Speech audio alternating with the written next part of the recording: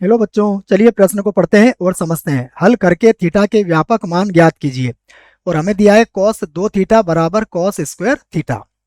प्रश्न को हल करने से पहले प्रश्न के लिए हम मुख्य अवधारणा लिख लेते हैं, जिसकी सहायता से इस प्रश्न को हल किया जाएगा। तो मुख्य अवधारणा, मुख्य अवधारणा में हम प्रश्न से संबंधित कुछ सूत्रों को लिखेंगे, जिसका प्रयोग हम इस प्रश्न में करेंगे। जिसमें पहला सूत्र होगा हमारे पास कि यदि cos स्क्वायर थीटा बराबर cos स्क्वायर अल्फा हो, तो इस स्थिति में जो इसका व्यापक हल होता है वह होता है थीटा बराबर 2n पाई और प्लस माइनस यहाँ हो जाएगा अल्फा। और यहाँ पर n जो होगा वह सदैव एक पूर्णांक होगा, अर्थात n बिलोंग्स टू z होगा। यह हमारे प्रश्न के लिए पहली मुख्य अवधारणा है। एक और सूत्र की जानकारी आपको होना चाहिए, वह सूत्र भी मैं आपको लिख देता हूँ। हमें पता है cos, दो को गलत लिख दिया, cos लिखना है यहाँ पर। तो यहाँ पर लिखते हैं हम cos 2a।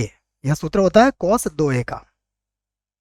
cos 2a बराबर होता है 2 cos स्क्वायर a और माइनस 1 के बराबर। इन सूत्रों की सहायता से हम इस प्रश्न को हल करेंगे। तो चलिए प्रश्न में दी गई समीकरण को लिख लेते हैं। तो देखो क्या समीकरण दिया है हमें। समीकरण दिया है cos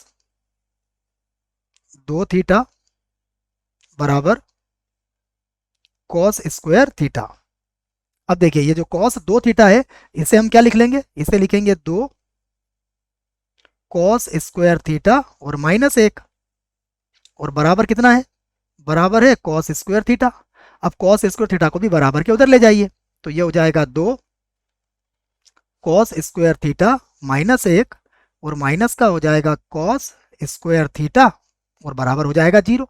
तो 2 में से 1 घटा दीजिए आप, तो यहाँ पर आ जाएगा ये cos स्क्वायर थीटा, यहाँ से लिख देता हूँ मैं, cos स्क्वायर थीटा माइनस 1 बराबर कितना हो जाएगा, 0 हो जाएगा। अब माइनस 1 को भी बराबर के इधर ले आइए, तो ये हो जाएगा हमारे पास cos स्क्वायर थीटा बराबर हो गया 1। और हमें पता है 1 को हम लिख सकते हैं 1 का वर्ग, तो यहां से हम इसे लिख लेते हैं cos स्क्वायर थीटा बराबर, देखो 1 कब होता है cos में, ये भी हमें पता होना चाहिए। ये होता है cos 0 का मान। cos 0 का मान कितना होता है, 1 होता है। तो यहां पर देखिए 1 को क्या लिख देंगे हम, cos 0, और इसका क्या लगा देंगे, वर्ग लगा देंगे। cos स्क्वायर 0 भी आप लिख सकते हो। तो यहां से इसका व्यापक हल लिख लो, व्यापक हल।